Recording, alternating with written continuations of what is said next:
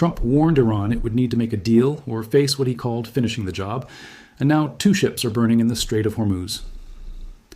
Monday night, just before midnight local time, something moved through the darkest stretch of water on Earth. A tanker turned south near the coast of Oman. Within minutes, it was on fire. Within hours, a second vessel reported catastrophic damage. No one claimed it. No one explained it. And somewhere inside the White House, the phones started ringing. This is the story of how 2 burning ships could restart a war that killed a supreme leader, collapsed a ceasefire, and now threatens to drag 2 continents into economic chaos.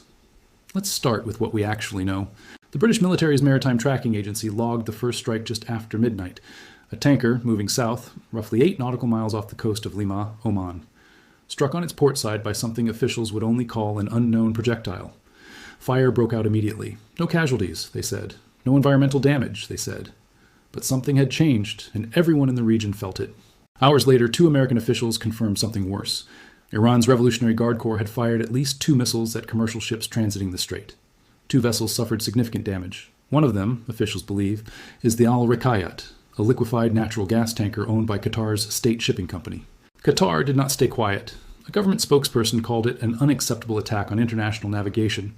He said Doha holds Tehran fully responsible under international law.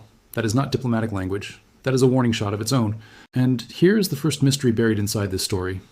Iranian state television hinted that Tehran carried out the strike, but the Islamic Republic never officially claimed it. No statement, no confirmation. Just silence from Iran's military command, and silence from the American side too. In a war this expensive, silence is never accidental. Why would Iran attack ships and then refuse to say so? We will come back to that question. Hold on to it. To understand why this moment terrifies markets, you need to understand what this strait actually is. Roughly 1/5 of the world's oil supply moves through this 18-mile channel every single day. Before this war began, somewhere between 120 and 140 vessels crossed daily. Half of them were oil tankers, carrying close to 20 million barrels. This war did not start Monday night. It started on February 28th, when American and Israeli strikes killed several senior Iranian officials, including Supreme Leader Ali Khamenei. Iran responded with missiles and drones fired at Israel, at American bases, and at Gulf nations aligned with Washington. Within days, Hezbollah opened a second front from Lebanon. Within weeks, Saudi Arabia, the UAE, and Kuwait were exchanging fire with Iranian proxies. And Iran did something no analyst fully modeled. It choked the strait. By March, war risk insurance premiums for ships crossing Hormuz had already tripled. For the largest oil tankers, that meant an added cost of $250,000 per voyage. Multiply that across a global shipping fleet, and you start to understand why oil prices became a weapon as powerful as any missile. The United States responded with its own blockade, targeting Iranian ports directly. For months, this became a war of attrition fought as much through insurance markets and tanker routes as through airstrikes. Then, on June 14th, something extraordinary happened. The United States and Iran signed a preliminary memorandum of understanding. The strait would remain open to all shipping for at least 60 days. Cautious optimism returned to trading floors in New York and London within hours. But optimism in this war never lasts. Even after the agreement, shipping data told a different story. In the 4 days following the memorandum, only 7 vessels crossed the strait, according to independent tracking firms. Shippers did not trust the deal. They had learned the hard way that Iranian promises and Iranian actions rarely matched. Then came June 20th. Israel struck targets inside Lebanon. Iran declared this a violation of its agreement with Washington and announced it was closing the strait again. The American military denied any closure was legitimate. Ships began switching off their identification transponders, sneaking along the Omani coastline in the dark, trying to avoid Iranian patrol boats entirely. Imagine commercial sailors carrying LNG and crude oil, going dark at sea to survive.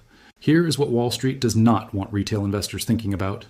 Every time this strait flickers between open and closed, it does not just move oil prices. It moves shipping insurance markets, it moves defense contractor stocks, it moves currency pairs tied to energy exporters, and it moves interest rate expectations on both sides of the Atlantic. London insurers who underwrite maritime risk have quietly repriced Gulf transit policies 4 times since February. Every repricing event ripples straight into the cost of goods sitting on shelves in Manchester and Milwaukee. By last weekend, shipping data firm Kepler reported the strait was showing something officials called resilience.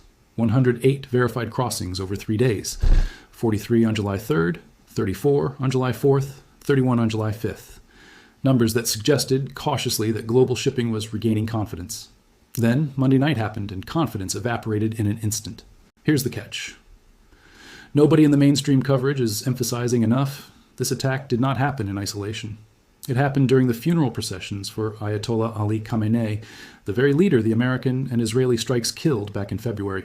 Hundreds of thousands of mourners walked toward Jamkran Mosque outside Qom on the same day these ships burned. Images of Khamenei, alongside his son and successor, the new supreme leader, Ayatollah Mojtaba Khamenei, hung from banners across the procession. Timing like that is never coincidence in this conflict. It is signaling. Every time Iran's leadership needs to project strength to its own mourning population, ships in the Strait start catching fire. Every time. Analysts inside the region have started calling this a pattern rather than a coincidence, and patterns are exactly what markets fear most, because patterns can be predicted, and predictable violence gets priced in fast. So what did the American president actually say? Speaking from the White House on Monday, President Trump delivered a warning aimed squarely at Tehran. He said Iran needs to make a deal, or the United States will finish the job. He said he would rather make a deal because he does not want to affect 91 million people. He said American forces could knock down Iranian bridges within an hour and knock out their energy supply entirely. Those are not the words of a leader backing away from confrontation, but they are also not the words of a leader ordering immediate strikes. They are the words of a president holding two options open at once and daring Tehran to guess which one comes next. According to reporting from inside the administration, Trump has already discussed escalation directly with his defense secretary and the chairman of the Joint Chiefs. Sources say the conversation focused on whether to abandon negotiations entirely and pursue what officials described as finishing the job against the regime. For now, reports suggest Trump has chosen to stay on the diplomatic track, but he has also set a deadline, August 18th. That is the date Trump says he wants a nuclear agreement finalized with Tehran, though he has said he is comfortable if talks stretch beyond it. 42 days from tonight. Mark that date, because everything building right now is racing toward it. Here is the second mystery we promised to answer. Why would Iran risk unraveling its own memorandum by striking ships it just agreed to protect? The answer may lie in money, not ideology. Since March, Iran has been unable to export meaningful volumes of oil under the American blockade. Every day the Strait stays open under American terms is a day Iran loses leverage over the one resource the entire global economy depends on. By striking ships even while officially staying silent, Tehran reminds every shipping company, every insurer, and every government in London and Washington that it still controls the switch. Silence lets Iran deny responsibility while still sending the message. It is coercion with plausible deniability built directly into the missile launch. Meanwhile, Israel is not staying passive. Prime Minister Netanyahu visited a naval base in Haifa this week and declared that Israel's objective is to guarantee freedom of maritime trade. That statement lands only hours after Iran struck tankers, and after Houthi forces in Yemen issued fresh threats against Israeli shipping in the Red Sea. Israel's energy minister has gone further, floating a pipeline route linking Gulf oil directly to Europe through Israeli territory, bypassing Hormuz and the Red Sea entirely. If that pipeline ever gets built, it does not just change shipping routes. It permanently weakens Iran's greatest strategic weapon.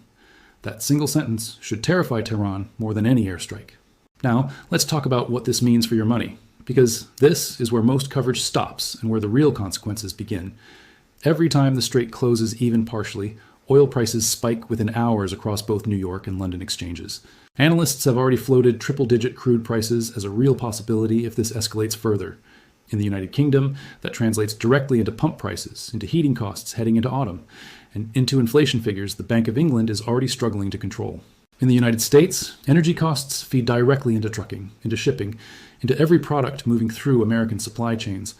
Defense stocks on both sides of the Atlantic have quietly climbed through this entire war, while airline and tourism stocks have slid. Insurance underwriters in London's maritime markets have repriced Gulf risk repeatedly, and those costs land eventually on every consumer buying anything shipped by sea. This is not abstract geopolitics anymore. This is the price of your fuel, your groceries, and your winter heating bill, all tied to 18 miles of water half a world away. If you think this war cannot reach your wallet, ask anyone who filled their tank in March, when crude prices first spiked after the initial strikes. Before we go further, subscribe now, because if this strait closes completely in the next 42 days, you will want to already understand exactly how we got here. So where does this go from here? There are only two real paths left, and both are now on the table with dates attached. Path 1. Diplomacy holds. The August 18th deadline produces something real, even if imperfect. Shipping stabilizes, insurance premiums ease, and the Strait of Hormuz becomes, once again, simply a very dangerous but functioning waterway rather than a weapon of war. Markets exhale. Oil prices retreat from crisis pricing. This is the outcome every central banker in London and every trader in New York is quietly praying for. Path 2. The deadline passes without resolution, and Trump follows through on the words he used Monday.